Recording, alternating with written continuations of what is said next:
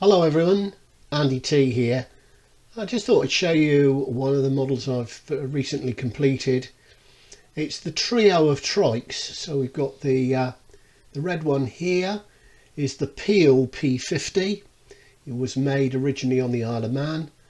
In the middle we've got the Messerschmitt KR200, and on the end we have the BMW Isetta 300. Both of these two are from Sanyo Guns, and the Peel P50 is a 3D print that I've done. They're all in 1/24 scale, but I've mounted them on this Ferrero Rocher recycled chocolate box, and underneath that you can see that I've put the processors to control each of the LED lights with an 18650 battery, and underneath this chart here is the recharging socket. Now you can see that basically I've printed out the circuit diagram on here onto this piece of paper, so that I can just tick things off as I've connected them, just to check them off. So hence the little green ticks by everything when I've made sure it's all working properly. Now each one of these processors which is a Picaxe 14M2, is programmed individually, and the programming is done with a flowchart. Now the flowchart has a starting point, and the first thing to do, I've asked it to wait for 5 seconds before turning on the output. Now here we're working on the blue trike, the BMW Isetta.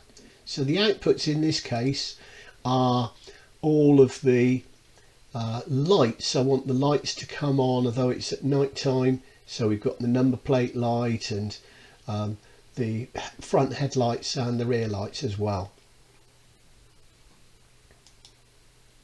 Oh, sorry, I should have pointed out that I can toggle these through, either to ignore it or turn it off or then back on again. It's very simple to do it. Once it's done that, it then goes off to this procedure. It's calling for this subroutine. So it's indicator R. So you can see here I've got indicator, the name indicator R, and here it's saying, you know, it's telling it where it wants to go. So indicator R, I want the indicator light or LED to repeat itself 5 times. So I send it through highs and lows, and it counts each time it does it, so it knows it's got to loop through and repeat it 5 times. Once it's done that, it hits the return mark, and that sends it back to this point in the flowchart. It then waits for 5 seconds before doing the same thing with the left indicator. Coming back, it then comes back, waits for 3 seconds and turns the output lights off. So it's the same as the one before I showed you before, but this time all the outputs are off. Next we come through and repeat the right indicator before going along and doing the brake lights, before then coming round, waiting for 5 seconds and then doing the whole thing again. Now I can modify this and change it as I will, and then once I've changed it, I want to check it that it's all okay. So I hit the check button. It says compiled successfully and how much memory I've used, and then if I want to, I can go and run the simulation. So now if I go and run the simulation, you'll see that as the blue box moves around, it's waiting the 5 seconds, and it then goes to the outputs, goes through the indicator, the 5 times it flows through,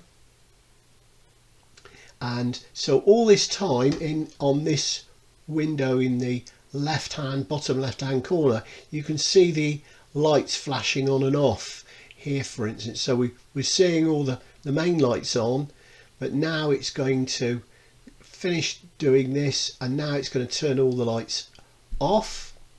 There it goes. Now it waits, and now it'll do the right indicator again, B3.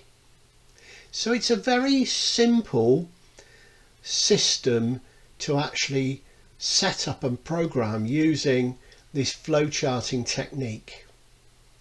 So I hope you enjoyed this and look forward to seeing you again. Bye for now.